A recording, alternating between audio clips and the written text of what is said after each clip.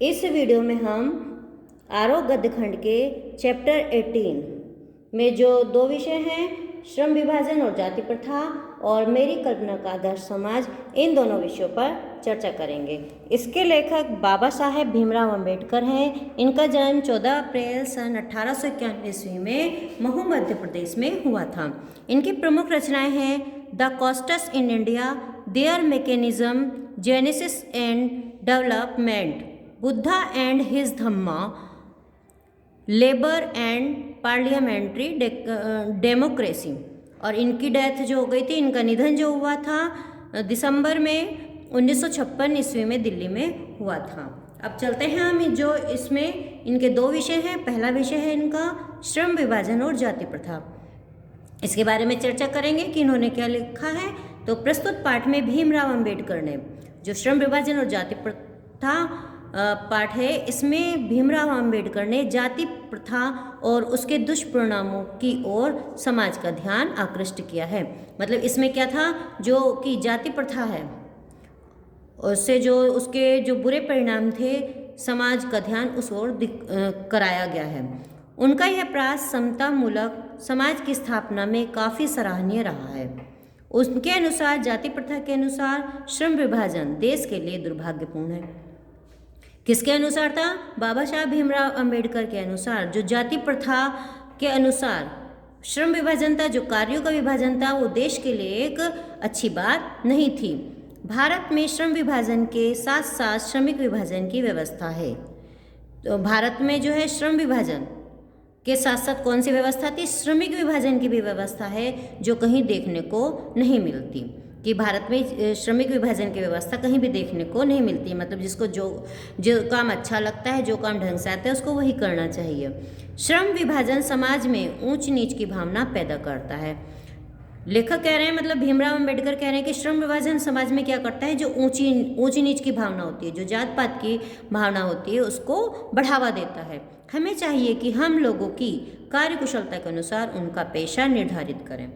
भीमराव अंबेडकर कहते हैं कि हमें ये करना चाहिए कि जो इन लोगों में हम लोगों की कार्यकुशलता के, मतलब जिसको जो काम अच्छी तरीके से आता है, उसी के अनुसार उसको अपना पेशा निर्धारित करना चाहिए। ये नहीं कि अगर जो है किसी के फादर सुनार हैं तो उसके बच्चे सुनारी बनेंगे, या किसी के जो है पीछे से व्यवसाय का काम होता आ रहा है, बिजनेस कर रहा है, तो कोई उसके बच्चे बिजनेस में ही जाएं। तो जिसको लेखक चाहते हैं कि जिसको में जो भी कार्यकुशलता हो, जिसको जो भी कार्य करना अच्छा लगता हो, किसी भी कार्य में जो कुशल हो, उसको वही काम करना चाहिए।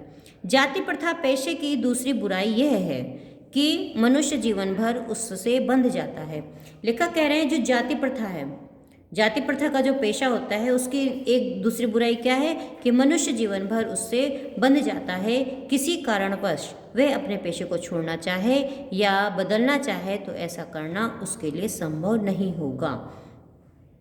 भीमराव अंबेडकर यह भी कहते हैं कि जो है अगर किसी वजह से जाति प्रथा का जो पेशे की दूसरी बुराई जो उन्होंने बताई है कि वो हमेशा उसमें बंधा रह जाता है, और अगर वो उसे छोड़ना भी चाहे किसी वजह से तो वो उसे छोड़ नहीं पाता। तो ऐसी व्यवस्था से समाज में भुखमरी और बेरोजगारी बढ़ती है। तो जो ऐसी व्यवस्था है, जो जाति प्रथा कि पेशे की जो व्यवस्था है, ये समाज में क्या करती है, भुखमरी और बेरोजगारी बढ़ती है। इससे जाति विशेष के लोगों के प्रति घृणा का भाव रखने के पीछे एक कारण यह भी है। तो जो है कह रहे हैं कि जो जाति विशेष किसी एक जाति के प्रति लोगों के अंदर जो घृणा का भाव पैदा होता है, नफरत का भाव पैदा होता है, उसका एक कारण यह भी है कि जिन कार्यों को हिंदू समाज घृणा की दृष्टि से देखता है, वे कार्य किसी जाति विशेष पर थोप दिए जाते हैं। एक चीज़ इन्होंने ये भी दी है कि हिंदू समाज जिन कार्यों को अच्छी नज़रों से नहीं देखता, वे ऐसे काम जो हैं किसी एक जाति विशेष पर थोप दिए जाते हैं, पर फलस्वरूप उन कामों को करने वाली जाति को समाज है दृष्टि से देखता है। कि मतलब इसका परिणाम क्या निकलता है? इसका परिणाम नहीं निकलता है कि जो वो छोटे काम हैं जिन्हें जो है हिंदू समाज नफरत की दृष्टि से या घृणा की दृष्टि से देखता था, तो उस कामों को एक विशेष जाति पर सौंप दिया गया और उस जाति को लोग जो है अच्छी दृष्टि से नहीं देखते हैं। इनका जो दूसरा विषय है भीमराव अंबेडकर का जो दूसरा विषय है मेरी कल्पना का आदर्श समाज। इसमें लेखक के अनुसार एक आदर्श समाज उसे कहा जा सकता है।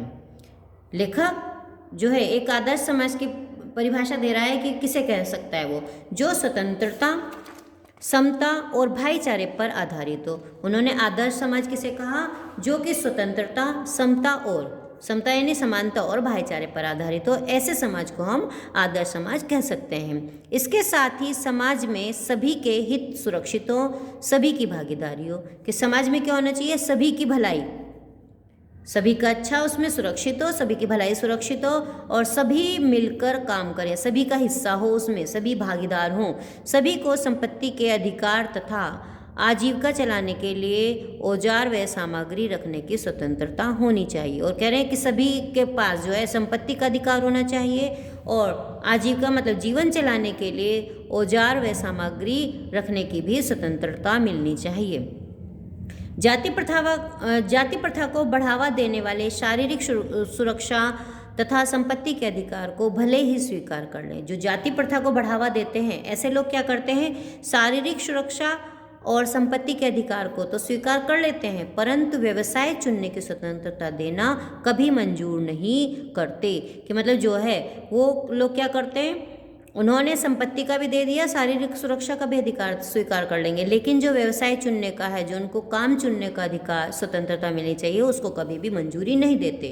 यदि ऐसा हुआ तो जाति प्रथा को बढ़ावा देने वाली दास्ता को कौन स्वीकार करेगा।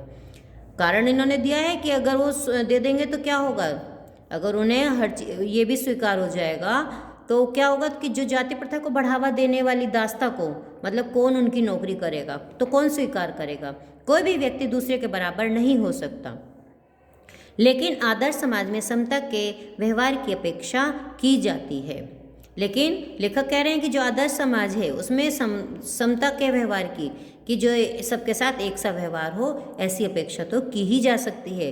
लेखक कहते हैं कि एक आदर्श समाज में व्यक्ति विशेष के दृष्टिकोण के आधार पर जाति विशेष के संबंध में दी गई राय सर्वथा अनुचित ही कही जाएगी। लेखक इसमें क्या कह रहे हैं, जो आदर्श समाज है उसमें किसी भी व्यक्ति विशेष के नज़रिए से, दृष्टिकोण से मतलब नज़रिए से जाति विशेष के संबंध में जो दी गई राय है वो तो हम सर्वथा हमेशा ही अनुचित ही मानी जाती है। मनुष्य के व्यक्तिगत प्रयासों जो कि उसके वश की बात नहीं है को ही योग्यता का आधार मानना न्याय संगत है। कह रहे कि मनुष्य के जो अपने प्रयास होते हैं, व्यक्तिगत प्रयास जो अपने आप करे गए कोशिशें होती हैं, जो कि उसके बस की बात है, जो कि उसके खुद की बस की बात है, को ही योग्यता का आधार मानना न्याय संगत है। कि वही उसकी योग्यता का आधार मानना चाहिए, यही न्याय है। समय के अभाव और व्यस्त कार्यक्रमों के चलते उसके द्वारा समाज के विभिन्न वर्गों में बांट देना न्याय संगत नहीं ठहराया जा सकता। कि जो समय की कमी होती है और व्यस्त कार्यक्रम मतलब उस दिनचर्या भी बिल्कुल जो है व्यस्त रहती है, कि इसके द्वारा जो समाज के विभिन्न वर्गों में बांट देना, कि उसके अनुसार जो है समाज को विभिन्न अलग अलग वर्गों में बांट दिया जाता है, वो न्याय संगत नहीं है। अतः एक सफल राजनीतिज्ञ को परिस्थितियों को ध्यान में रखकर आदर्श व्यवहार करना चाहिए। लेखक यहाँ कह रहा है कि जो है एक सफल जो राजनीतिज्ञ होता है, राजनीति को जानने वाला होता है, उसको जो है परिस्थितियों को, जो समय की वर्तमान परिस्थिति होती है उसको ध्यान में रखकर ही सभी के साथ आदर्श व्यवहार करना चाहिए। आशा है आपको चैप्टर समझ में आ गया होगा। Thank you.